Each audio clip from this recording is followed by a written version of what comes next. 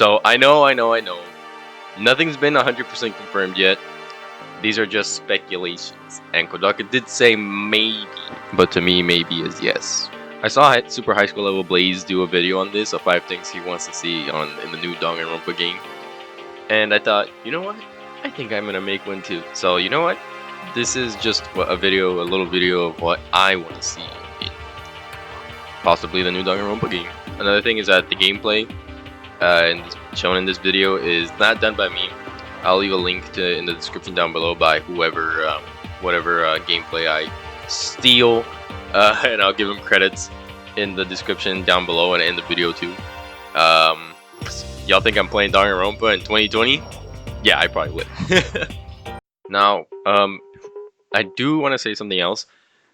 V3 did a lot in terms of surpassing people's opinions, but there were some things that it wasn't perfect in, and one of them, which I'm going to get into like right off the bat, because honestly it really bugged me that they did it again, and that's the killing two people on the third chapter. Killing 2 people in the 3rd chapter. That needs to go. We don't need that anymore. And it was good in the 1st game, and it was kind of alright in the 2nd game, because at that point, I think chapter 5 was when, no, not 5. Chapter 4 was when Nagito found the book, and he's like, oh, maybe they're mimicking the trials, you know. But in the V3, it didn't need to be there, like no reason at all. And Kyo only killed Angie because she saw what he was doing, and he literally had no reason to kill Tenko. Why would he kill Tenko? They could have just done the normal seance, and he probably wouldn't have been caught. But I will say that if the 2 deaths on chapter 3 does happen again, first of all, I'll be very disappointed. And second of all, this is where I think V3 really dropped the ball, because I would have loved it if he had killed Tenko. And since they had killed Tenko, technically she was a wasted kill, and he just murdered someone for the fun of it, you know. If he hadn't killed Angie and someone else had killed Angie, they would have had to live with a killer, you know. He actually did kill someone, and it's not like Nagito who tried to kill someone but didn't kill someone, you know. And Kyo would have actually killed someone, so you would have been living with an actual killer. And yeah, you could say Maki has killed people, but this is a killing game, and that was before, and technically you're not living with a little bit of people, and she was free to go wherever she wanted to. She's an assassin. And but this would have been like Kyo, you know. Like, there were like, how many of them were left? There were about like 10 left or something, 10 students left, and you would have been living with Kyo, you know. And like a killer, there were so little of them left.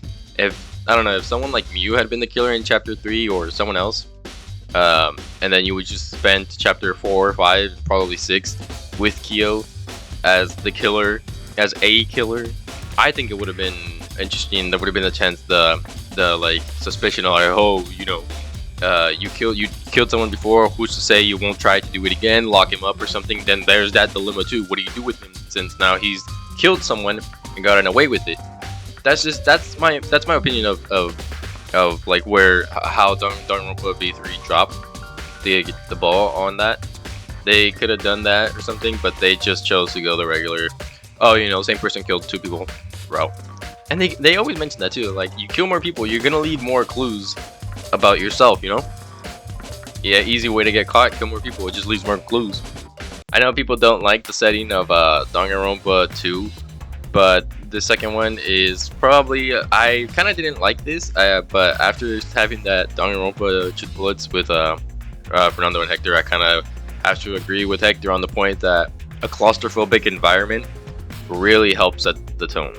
Old Freak Academy was probably the smallest map, I guess that's the correct word, location. There you go, that's better. It's probably the smallest location in all 3 games, all 3 main games. A Jabberwock Island probably being the biggest. It's literally just 5 islands all connected to each other, and you don't really get the sense that, oh, you know, you're free to go everywhere, so you're not really trapped on a single island. You have 5 other islands to go visit. It's like a giant strip mall, and you're free to go. It's Disneyland, I guess is better to say. You're basically stuck in Disneyland, compared to being stuck in, I don't know, your normal high school. and obviously Disneyland is way better than high school. But I do have to agree that a small environment would cause tension to rise. And yeah, V3's is smaller than Jabberwock Island, but it still had that outside open area, and you were trapped in like a cage. They were in a cage, but you could still go outside, and the school still had a bunch of stuff to do, the swimming pool, and then outside you still had like, I did like that V3 added their own talent workshops. I forgot their own talent rooms. I forgot what the exact word was. I do hope that they bring that back for the next game, because that was actually pretty interesting. Like everyone got their own specific rooms. You actually didn't get to see that in Danganronpa 1 or 2.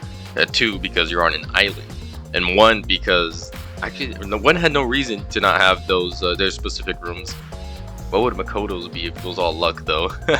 I do hope they bring that back, but in like a smaller environment. So like if V3 was just a school, just the inside school part, I think that would have been a lot more better, and it would have had tensions raised.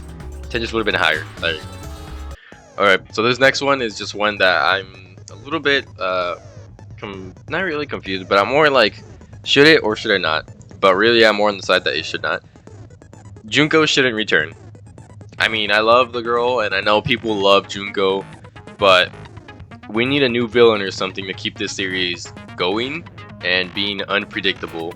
Yeah, there was, in 1 it was the real Junko, in 2 it was AI Junko, and in 3 it was fake Junko or cosplay Junko, whatever. Technically it was Samugi, but it was still kind of Junko, you know. It still led to clues that it was Junko, and I'm fine with if the next game is like, oh, you know, it might be Junko, but then it's not Junko, you know, because V3 kind of did that, but it was still, I don't know, I'm kind of torn. This is the one I'm telling, I don't know whether I want Junko to come back or not.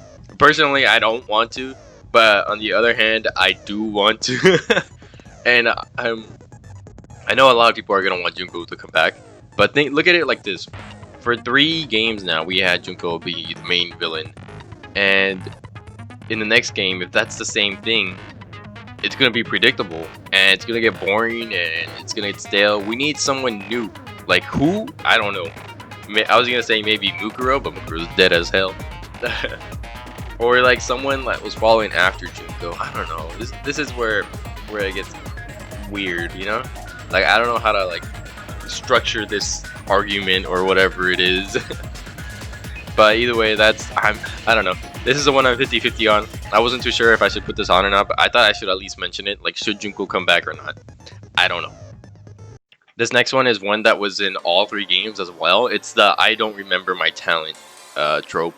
And in the first game, it was Kyoko. I don't remember my talent until like later in the game, where she's like, oh yeah, I remember now, I'm the ultimate detective. And then later on in DR2, it was Hajime, which I'm fine if you're playing as if the protagonist has the I don't remember my talent trope.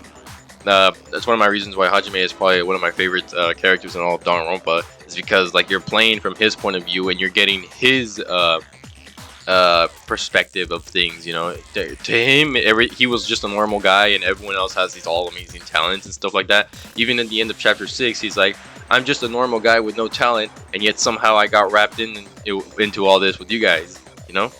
And that personally, that's why one of the reasons that makes him one of my favorite pro tags.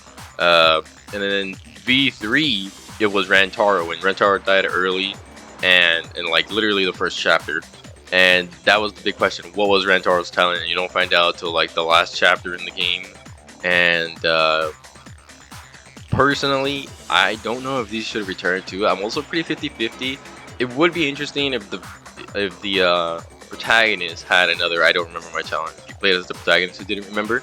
I know there's a bunch of fan games. I believe Shattered Hope is the one where he doesn't remember his talent. Correct me if I'm wrong. I'm probably wrong, but no, not Shattered Hope, is it? I'm gonna search this up right now. Yeah, I was right. Shattered Hope is the one where the protagonist doesn't remember his talent. Yeah, I think that should come back, because it gives you a sense of like connecting to this protagonist from his point of view.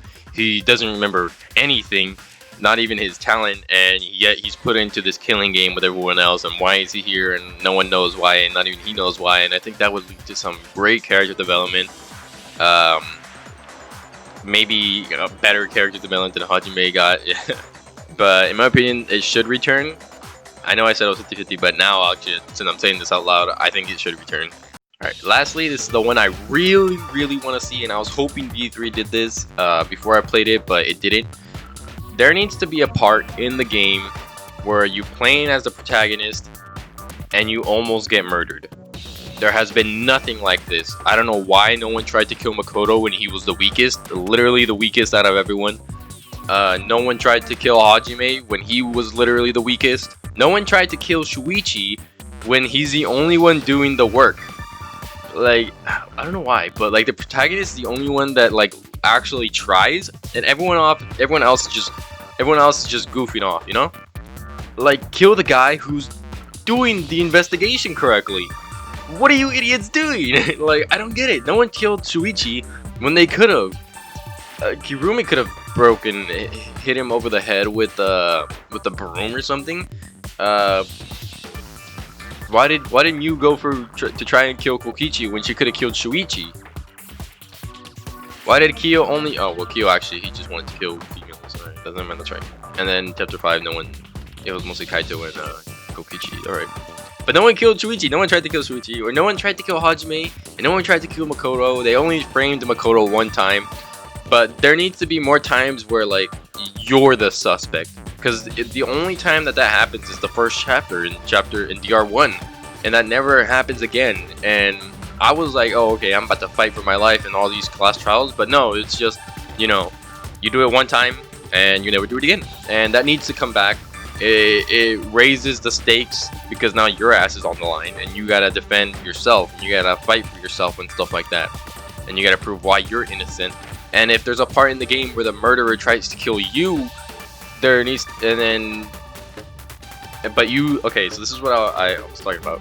Okay, there needs to be a part in the game where the murderer tries to kill, where you almost get murdered, but the blackened fails, and you get to escape, and you live, and then you warn everyone, and then the blackened tries again later on in another trial, and kills someone else, you know? If it happens, like for example, in chapter 2, I guess you could say it could happen in chapter 2, someone tries to kill you, but they fail, and then they get away, and you don't know who it is, and there's that, you know? Chapter 3 happens, and then it's another killer, and it's another victim, and then that happens. Chapter 4, the killer who set up the device to try and kill you kills again that same device, but on someone else, and it actually succeeds. In my opinion, that would be really interesting, like overlapping the game, not just have one chapter connected to this and that's it, and then another chapter connected to this, and that's everything that happens in there, it stays in there, and that's it, and another chapter that happens in that chapter happens in that chapter. No, like have it all connected, you know? Like it would be really interesting for a killer to fail and then try again later and have it succeed on someone else. I just wanted to make this video and talk about like what I want to see in future Danganronpa game, because we still haven't had it confirmed that there is going to be a future Danganronpa game. He just said that there may be, alright, there might be a Danganronpa game, but as long as there's a maybe, he might just do it, you know? Who's to say we won't get one? But yeah, you guys enjoyed this. I would like to hear your guys' opinion. Like I know people don't really comment on my YouTube videos, and that's fine, you know, but those of you who like actually like agreed with my points, like I would actually like to hear your guys' opinions. Like leave a comment down below. Like what would you want to see in the next Danganronpa game? Like is it something I said that you were thinking, like that you just want to say, oh okay, I agree with you, yeah, you got some good points. But personally, this is just what I want to see. I'm interested to hear what you guys think, and yeah, see you guys in the next one. Take care of yourselves.